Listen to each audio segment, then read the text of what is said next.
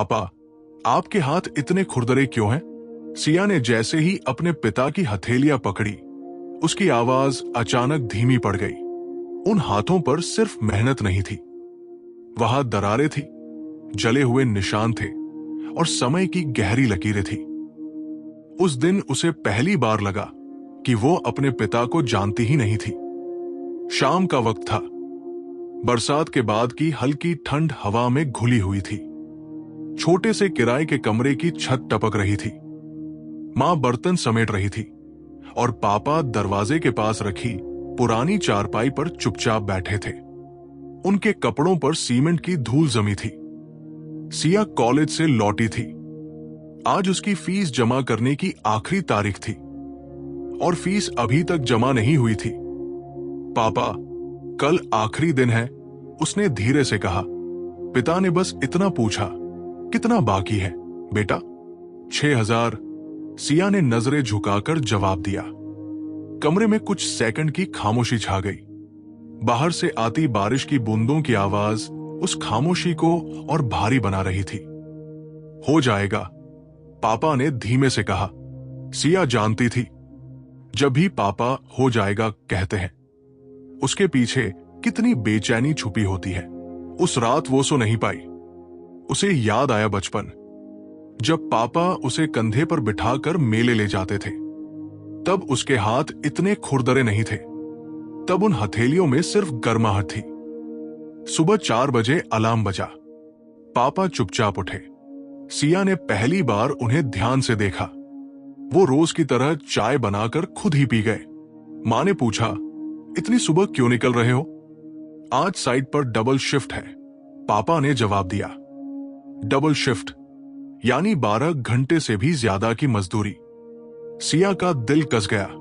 उसने पहली बार तय किया कि आज वो कॉलेज नहीं जाएगी। वो पापा का पीछा करेगी। थोड़ी दूरी बनाकर वो उनके पीछे पीछे चलती रही। शहर के उस हिस्से में पहुंचकर वो ठिठक गई जहां एक नई इमारत बन रही थी। धूल, शोर, मशीनों की कर्कश आवाज और मजदूरों की कतार। पापा ने सिर पर भारी सीमेंट की बोरी उठाई। उनकी नसें तंग गई। हथेलियों की दरारों में पसीना भर गया। फिर भी चेहरे पर कोई शिकन नहीं थी। एक मजदूर ने मजाक में कहा, भैया, अब तो लड़की बड़ी हो गई होगी, पढ़ लिख जाएगी तो आपको आराम देगी। पापा मुस्कुरा दिए। बस वही तो सपना है। सिया की आंखें भर आई। उसे लगा जैसे हर बोरी का वजन उसके दिल पर रखा जा रहा हो। दोपहर में उसने देखा, पापा के हाथों पर पुराने जले के निशान थे, शायद तब के जब उन्होंने ईंट भट्ठे पर काम किया था। कुछ जगह चमड़ी मोटी हो चुकी थी, कुछ जगह दरारें इतनी गहरी थी कि खून सूख कर काला पड़ गया था। उसे अचानक याद आया, पिछले साल जब उसने नया मोबाइल मांगा था, पापा ने बिना कुछ कहे अगले हफ्ते ला दिया था। उसने कभी नहीं पूछा कि पैसे कहां से आए। शाम तक पापा की चाल लड़खड़ाने लगी। फिर भी वो रुके नहीं।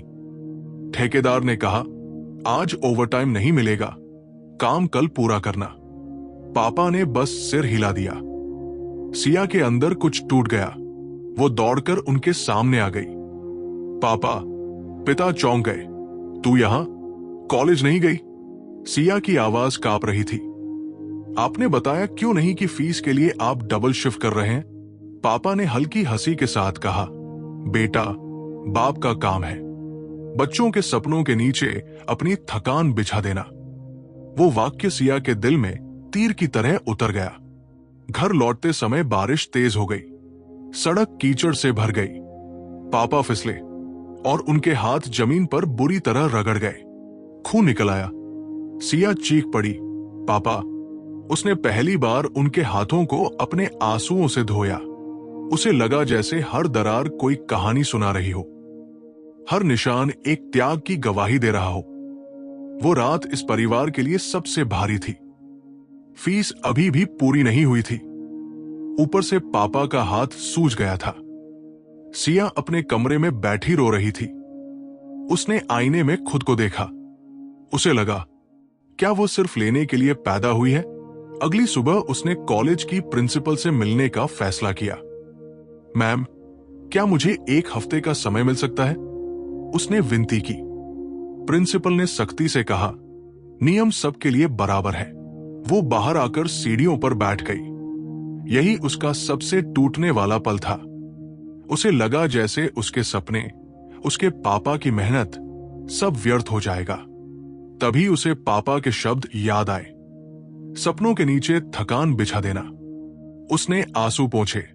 उसने फैसला किया कि अब वो सिर्फ देखने वाली बेटी नहीं रहेगी। वो पास के बच्चों को ट्यूशन पढ़ाने लगी। शाम को 2-2 घरों में जाकर पढ़ाती, रात को खुद पढ़ती। धीरे धीरे उसने फीस का आधा पैसा जमा कर लिया। जब उसने पापा को पैसे दिए तो पापा की आंखें भर आई। ये कहां से आए? उन्होंने पूछा। आपके हाथों की दरारों से, सिया ने मुस्कुराते हुए जवाब दिया। अब उनमें मैं भी अपना पसीना जोड़ूंगी। उस दिन पहली बार पापा रोए। वो रोना हार का नहीं था, वो रोना गर्व का था। समय बीतता गया। सिया ने पढ़ाई पूरी की, नौकरी मिली। पहले महीने की सैलरी से उसने पापा के लिए एक मजबूत दस्ताने खरीदे। जब उसने वो दस्ताने उनके हाथों में पहनाए तो धीरे से बोली, अब ये हाथ सिर्फ प्यार का बोझ उठाएंगे, दर्द का नहीं। पापा ने उसकी तरफ देखा। उनकी खुरदरी हथेलियां अब भी वैसी ही थी, मगर सिया की नजर बदल चुकी थी। उसे समझ आ गया था कि असली दौलत बैंक बैलेंस नहीं, बल्कि वो हाथ है जो चुपचाप हमारे लिए टूटते रहते हैं। दोस्तों, अक्सर हम अपने माता पिता के शब्द सुन लेते हैं, लेकिन उनके हाथों की खामोशी नहीं सुन पाते। उन हथेलियों की दरारें हमें बुलाती रहती हैं, पर हम व्यस्त रहते हैं अपनी शिकायतों में। याद रखिए, सफलता सिर्फ ऊंचाई तक पहुंचना नहीं है। सफलता वह है जब आप उन हाथों को आराम दे सकें जिन्होंने आपको उठाकर चलना सिखाया। अगर आपके घर में भी ऐसे खुरदरे हाथ हैं, तो आज ही उन्हें थाम लीजिए। शायद वे कुछ नहीं कहेंगे, मगर उनका स्पर्श आपको जिंदगी का सबसे बड़ा सच सिखा देगा। क्योंकि एक पिता की हथेलियां सिर्फ मेहनत का निशान नहीं होती, वे प्रेम का मंदिर होती है। अगर आपको यह कहानी पसंद आई हो तो इसे लाइक करें, शेयर करें और चैनल को सब्सक्राइब करना न भूलें। मिलते हैं अगली प्रेरणादायक कहानी में।